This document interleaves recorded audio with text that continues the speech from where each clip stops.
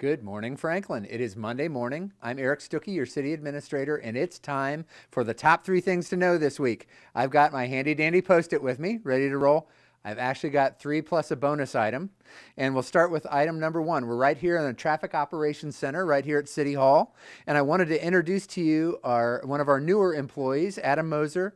Adam is our traffic engineer, and he comes to us with lots of experience, and I want him to talk to you a little bit about who he is and what he does. Adam, welcome. Hi, thank you for having me. So tell us about what you do and a little bit about your background and then what some of the areas of focus are for you. Sure.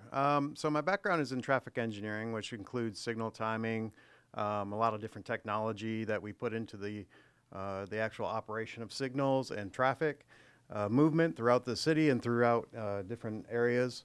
My background is I was a consulting engineer, and I came from Pinellas County, also working in the Public Works Department, helping the signals down there in Florida. So a lot of my experience is in Florida, but I've lived in Nashville now for about 10 years. So been in and around the city, very familiar with the city, and looking forward to improving traffic operations throughout the city. That's great. One of the things that I'm not sure everybody realizes that we try to do systematically is look at signal timing and make those adjustments. Talk a little bit about what's going on in that area. Yeah, so actually we do have a system that we see up on the wall in this shot, but we use the system to actually monitor our signals to see what the health of the signals are and then how we can make changes. So if we see an operational inefficiency, we can actually look at the system, make changes in real time, and download it right in real time right to the signal so that it'll improve the operation of the signal. Great. So, and our citizens can see this feed on our website, and then also we put it on Franklin TV at busy times in the morning and in the afternoon. So you can get this information as well. Of course, we don't write any tickets or do any enforcement with this. These cameras are all about us understanding traffic flow and how we can improve the functioning of intersections. Anything else you want to share with us? No, we're excited that we're going to be putting some new technology in pretty soon, though, that will hopefully help traffic operations in the city a little bit more. So be look on the lookout for that. We hope to. Is that the adaptive signal technology? Tell us just real quick what that is. So adaptive signal technology monitors the traffic in real time. How does it do that? It does that via detection in the roadway. So the detection in the roadway is saying, okay, how many cars are through the system? Let's say whether it's a corridor or at an individual signal. And then it makes some changes in real time. The computer makes some calculations. So that it kind of takes the engineer out of the loop. Sometimes, we're doing other things and we're not available to retime a signal 24/7. Well, the adaptive system is available to do that 24/7. So basically, we're using computers to make our efficiencies for us. That's great. Thank you, Adam, and welcome to the city of Franklin. All right, thank you. So that's Adam. Adam was our number 1 item, traffic engineering and the impact that we have across the community. Item number 2 is a follow-up from last week. We made you aware of the citizen survey. We had sent that out randomly to about 3,000 citizens to get their input and insight on their perceptions and quality of service and things that we need to focus in on as a city.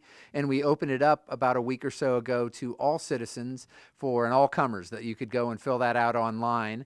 And we have decided to extend the deadline for citizen participation in that survey to April 2nd. So you have a little more time, another week or so to do that. April 2nd is the deadline, a week from Tuesday. So get out there and tell us your opinion, give us your perceptions so that we can serve you better.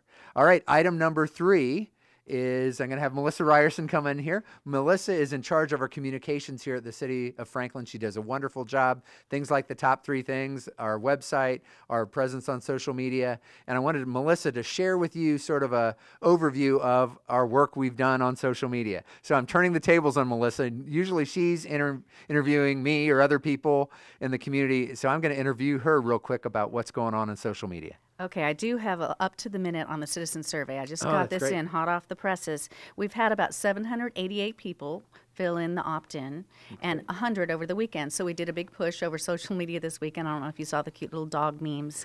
We were trying to get your attention to fill it out. It is a little bit long, 5 to 10 minutes. Some people say 15 minutes if you want to take your time, which is always nice. But why is it important? I'm turning the table again. Why is it important? Once a reporter, always a reporter. Why is it important for people to fill it out? I'm telling them it's important, but you can tell them why. Yeah. Well, it is important because we can measure certain functions and budgets and those kind of things, and those are great, but knowing and understanding the perceptions of our citizens about what's going well and what can be done or should go better, that helps us focus in, and we want to know your opinion, your perspective on our community, and that is an important factor in how we serve you better. So your voice matters, and this is a great way to get it.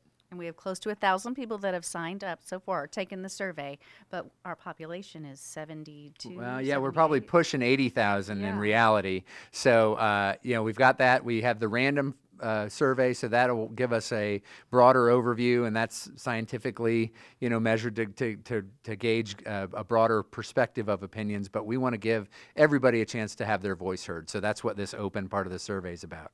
All right, now these stats on social media. I'm presenting my budget today to the aldermen, and I thought I'd give them a snapshot of what the stats look like on our social media for 2018. And you can see that we've had a little growth in Facebook, and we have a total of 35,487 followers. We've had 350,000 more than that Facebook videos viewed.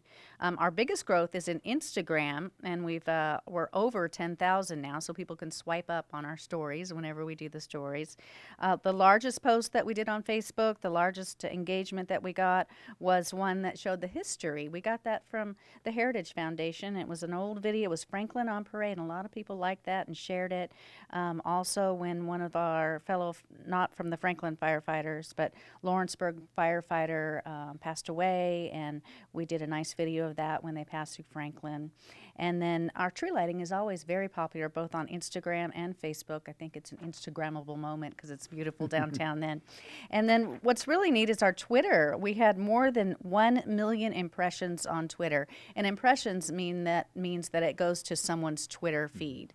So that's a lot for the whole year of 2018. We're also on YouTube. You can follow us there. We post our meetings there. We've had a lot of views on our meetings, 60,000 views on our meetings on Facebook, and then a little bit less than that, 4,000 on YouTube. So you can see most people are watching our meetings on Facebook, which is nice because we stream them live and people can weigh in, comment, and a lot of times we'll comment back and we'll pass their feedback on to the aldermen and to city leaders. Very good. Great. Thank you, Melissa. And our communication team does a wonderful job of reaching the community, sharing information on about every avenue we can think of. So thank you all for your great work, and the three things is part of that. So your bonus item is this Saturday at Pinkerton Park is the Kids Arts Fest. It's a wonderful time. It'll go from 10 a.m. to 2 p.m. Come on out to Pinkerton, bring the kids. It'll hopefully be a great day, and just enjoy a great time with kids art, seeing the artwork of children across the community.